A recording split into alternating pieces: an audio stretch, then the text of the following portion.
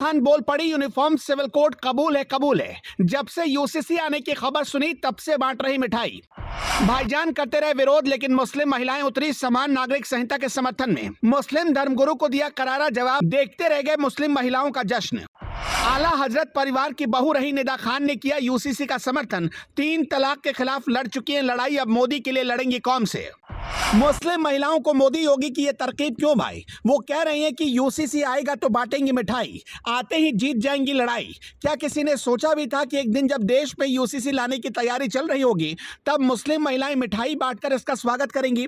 कुछ दिनों तक भाईजान को ऐसा लग रहा था कि मुसलमान इसका विरोध करेंगे, लेकिन ये क्या, यूपी में तो उल्टी गंगा बह रही है। अब ऐसा दिन आ गया है कि मुस्लिम महिलाएं जश्न मना रही है और मौलाना सब कुछ देख रहे हैं, देख कर भी कुछ नहीं कर पा रहे। मोदी और योगी की तस्वीर लेकर महिलाएं नाच रही हैं, क्योंकि पीएम मोदी आजादी के बाद से अब तक की सबसे बड़ी डिमांड पूरी करने जा रहे हैं, और वो डिमांड है यूनिफॉर्म सिविल कोड। जब से मुस्लिम धर्मगुरुओं ने सुना है कि देश में यूसीसी आ रहा है, भूख प्यास सब गायब है, होश उड़े हुए हैं। समान नागरिक संहिता पर प्रधानमंत्री नरेंद्र मोदी के बयान के बाद इस पर बहस छिड़ गई है।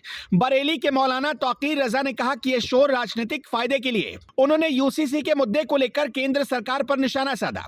अब उसी बरेली में मुस्लिम महिलाएं हाथों में मोदी और योगी की तस्वीर लेकर जश्न मना रही हैं, अपनी खुशी का इजहार कर रही हैं।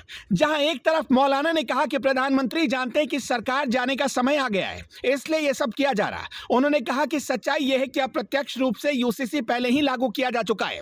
पर्सनल लॉ के होते हुए भी उसके मुताबिक फैसले नहीं लिए गए। कभी गो तस्करी तो कभी लव जिहाद की चर्चा होती है, तो कभी दूसरी तरफ उनके सामने खड़े होकर मुस्लिम महिलाएं झूम रही हैं और कह रही हैं कि मोदी बिल्कुल सही करने जा रहे हैं। बरेली की आला हजरत दरगाह का दुनिया भर में नाम है। आला हजरत परिवार की बहू रही निदा खान ने समान नागरिक संहिता का समर्थन करके कई मौलानाओं को मिर्च लगा दिया है। उन्होंने प्रधानमंत्री नरेंद्र मोदी को पत्र लिखकर उन्हें धन्यवाद दिया। उन्होंने कहा कि मुस्लिम महिलाओं पर हमेशा 3 तलाक की तलवार लटकी रहती है, समान नागरिक संहिता से उनका भविष्य सुरक्षित होगा।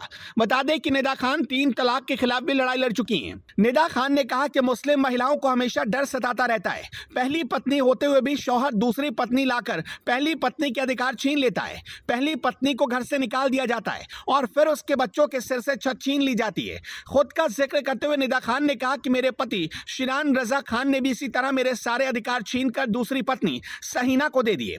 पति के होते हुए भी मुस्लिम महिलाएं बेघर होकर मजबूरी में विधवा जैसा जीवन बिताने को मजबूर होती हैं। बता दें कि निदा खान को शिरान रजा ने 3 तलाक दे दिया था। इसके बाद निदा खान ने 3 तलाक के खिलाफ मुहिम शुरू की। निदा खान ने कहा कि देश की सभी मुस्लिम महिलाएं इसके पक्ष में हैं।